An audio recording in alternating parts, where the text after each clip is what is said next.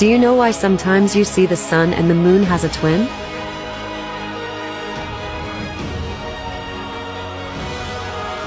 That's because both the sun and the moon reflecting on the glass dome.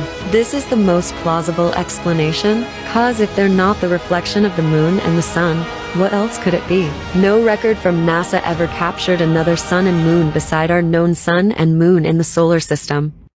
So you guys know how flat earthers have been saying for years that satellites in space is totally fake. It's completely made up, and how all these satellites are floating around Earth by helium balloons? Well, we have some breaking news for you on that front. This is an article that came out on Fox News last Wednesday, and it says Pentagon releases U-2 photo of Chinese spy balloon in flight before it was shot down. Then we scroll on down to this. What's that look like to you? Let's zoom in on that. Oh, yep, that certainly looks like a satellite attached to a giant helium balloon. Maybe those flat earthers aren't so crazy, are they? In fact, check this out. I want you to watch this video on NASA's YouTube channel. This is a video of them launching a satellite helium balloon. They don't even lie about it. NASA is the largest consumer of helium on Earth. I guess they called it a spy balloon as to not lend credence to the facts that all these flat earthers keep telling people. Because that is a satellite carried by a helium balloon. The same satellites that all of the United States uses. Because this is CGI nonsense. Also CGI nonsense. Complete and utter fabricated lies. You can't even find a non-CGI photo of a satellite in space. Probably because they don't exist. And apparently The Simpsons have been telling us the truth since the 90s. And constantly, every day, more and more evidence has come to light that completely validates everything that the flat earthers are saying. But hey, what do I know? I'm just some guy on the internet. I'm sure this is just a complete coincidence. Your government would never lie to you. It's not like the Bible calls Satan the god of this world. And if Satan were the god of this world, it's not like he would want to completely lie to you about God's creation and make you believe in things that discredit the Bible. No, I'm sure that's just a coincidence too. Oh, look, what's that? It's a bird. It's a plane. No, it's just a satellite held by a helium balloon. Probably just another coincidence. Yeah, and that somebody blew them up at like 3:33 a.m. and that it basically talks about rebuilding Babylon. So, that's cool.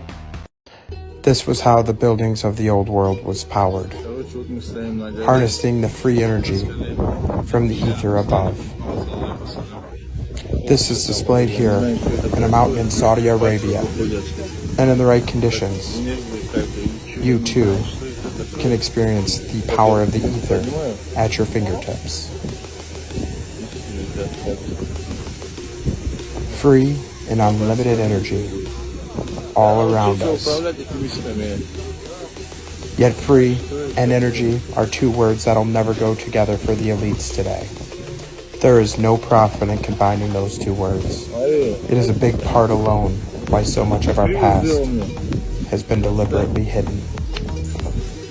It's profits over people in today's world. It used to be the exact opposite. Question everything, friends. How could the moon be self-illuminated if the moon has shadows? This question gets asked all the time by the globe earthers, so I wanted to make a shortened down version to show how this works. As you can tell, when I add a secondary light source to this self-illuminated model, you will see shadows.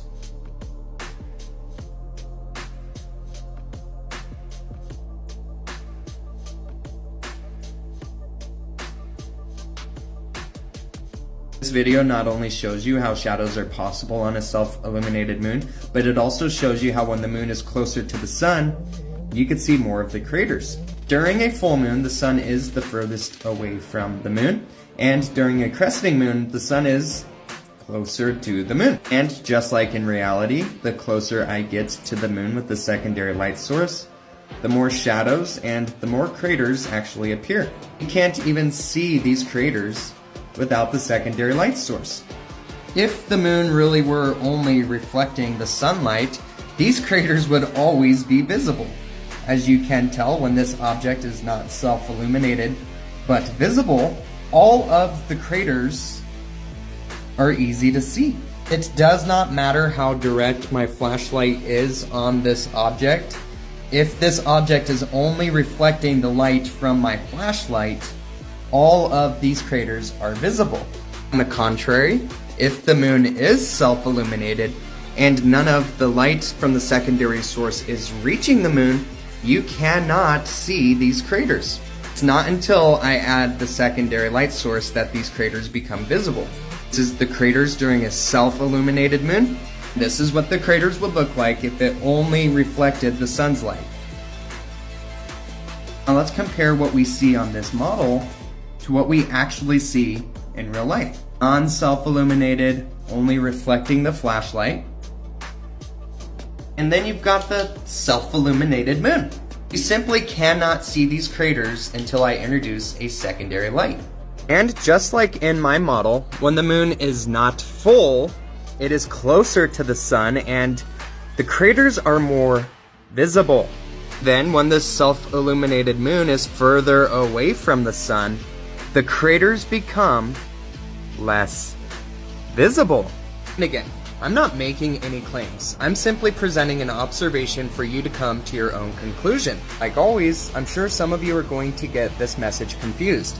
You're going to think that I am making some kind of claim here. All I'm doing is showing the plausibility of a self-illuminated moon having shadows. Wakey wakey, I love you. Now, I'm not saying the world is flat, and I'm not saying the world is round. But can somebody please tell me, how is it possible that the earth is just flying through the sky? And it's not that we're just flying through the sky. We're spinning at 1,000 miles per hour. Come on, brother. How would you even know that?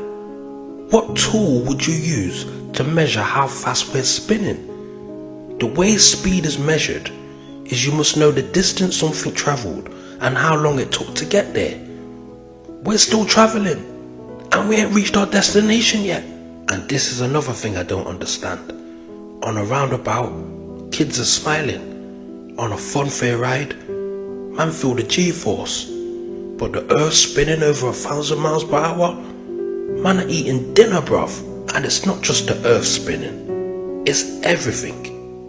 So let me see if I got this straight.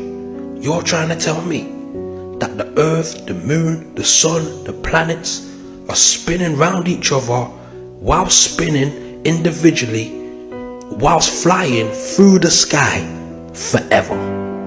Just forever, no end. Just keep on going. Nah, that don't make no sense.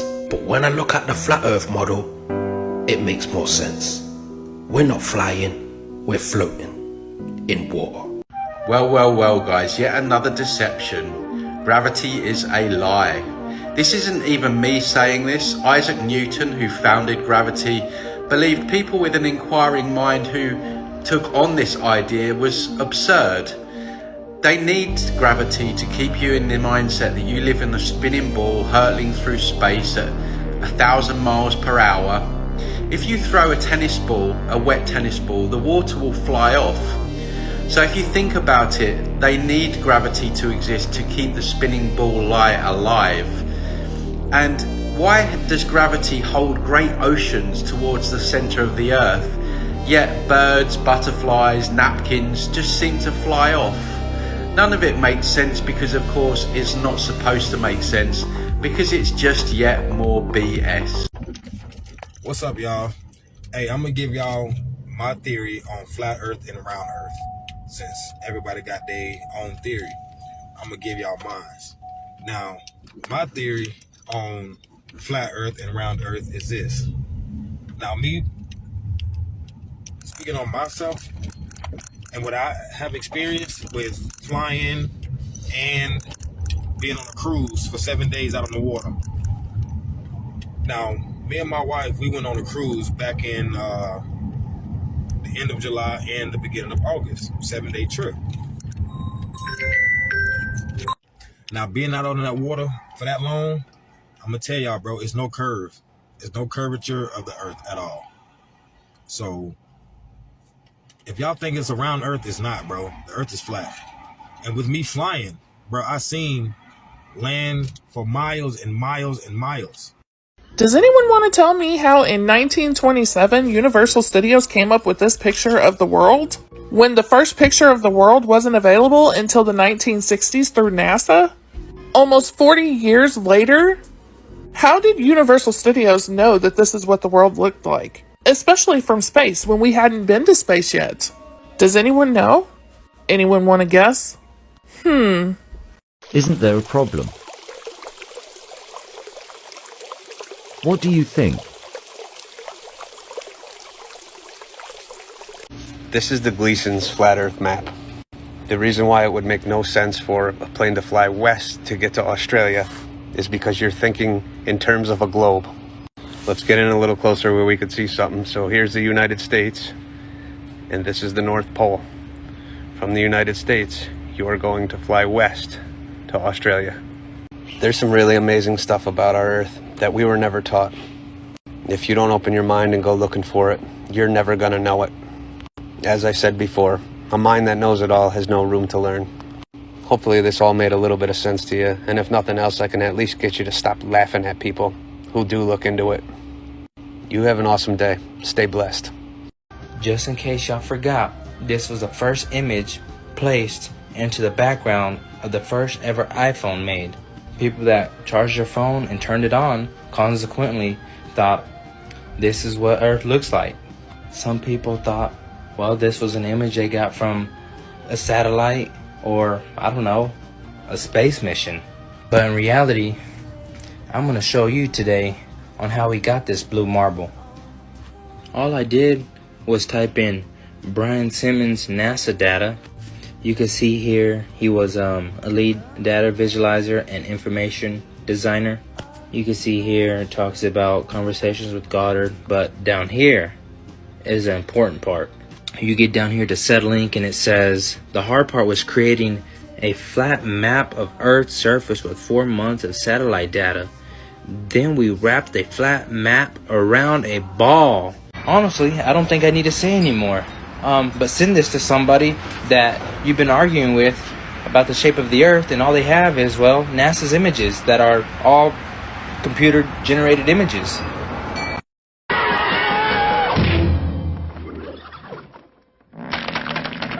the sky? This is impossible! Ed was right! The sky is falling! Thank you very much. So now what? I'm afraid we may just find out, Eddie.